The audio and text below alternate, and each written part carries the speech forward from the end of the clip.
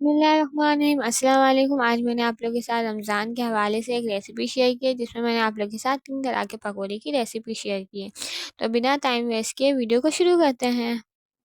सबसे पहले हम आलू की कचौरियाँ प्रिपेयर करेंगे, जिसके लिए हम आलू को मैश कर लेंगे। 5 बॉयल आलू मैंने यहाँ पे लिए हैं और यहाँ मैंने 3 पकौड़ों के अलग-अलग इंग्रेडिएंट्स ले लिए, जिसमें मैंने आलू की कचौरी के लिए ली है एक मीडियम कटा हुआ प्याज, कुछ मिर्चें और पुदीना। मिर्चों के पकौड़े के लिए मैंने मिर्चें ले ली और ये प्याज के पकौड़े के लिए छोटी कटी हुई मिर्चें ली है, धनिया लिया है, प्याज ले ली है। और यहाँ पे जो मिर्चे के पकौड़े हैं उसके लिए मैंने ली है 6 मिर्चें ले ली है और इसमें इन मिर्चों में मैं बीच में से कट मार दूंगी सेंटर में से, ताकि जब हम चाट मसाला भरें वो इजीली इसमें फिल हो जाए।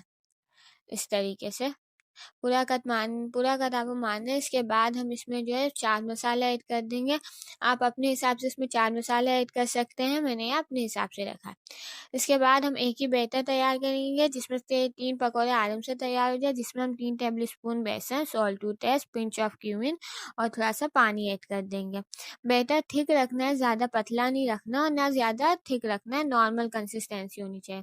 इसके बाद आलू की कचौरी के लिए मीडियम इंग्रेडिएंट्स ऐड करने के बाद इसमें 1 टेबल स्पून है turmeric, half teaspoon red chilli powder, अजवाइन ऐड कर देंगे। इसको मिक्स कर देंगे। मिक्स करने के बाद इसको जो है हम बॉल बना के, जो नॉर्मल हम जो बॉल बनाते हैं वैसे बॉल बना के इसको हम रख।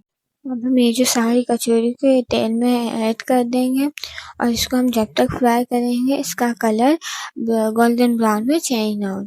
अब इसका कलर गोल्डन ब्राउन में चेंज हो गया तो हम इसको डिश आउट कर लेंगे और इसको एक प्लेट में निकाल लेंगे।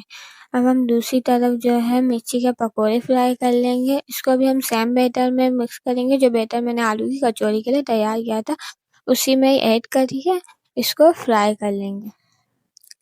इसको अभी जब तक फ्राई करेंगे जब तक इसका कलर गोल्डन ब्राउन में चेंज ना हो जाए। देखिए इस तरह का ब्राउन हो जाएगा। जब गोल्डन ब्राउन कलर हो जाएगा तो इसको भी हम निकाल लेंगे। इस तरीके का कलर हो जाएगा जब हम इसको भी निकाल लेंगे। देखिए इस तरीके से। अब हम यहाँ पे प्याज के पकौड़े तैयार करेंगे, जिसके लिए मैंने प्याज लिए, कुछ छोटी मिर्चें कटी हुई ली है और धनिया लिया है। इसको भी हम इस जो बैटर मैंने पकौड़े के लिए तैयार किया था उसमें ऐड कर देंगे और इसको जो है सारी चीज़ों को ऐड करने के बाद इसको हम मिक्स कर लेंगे।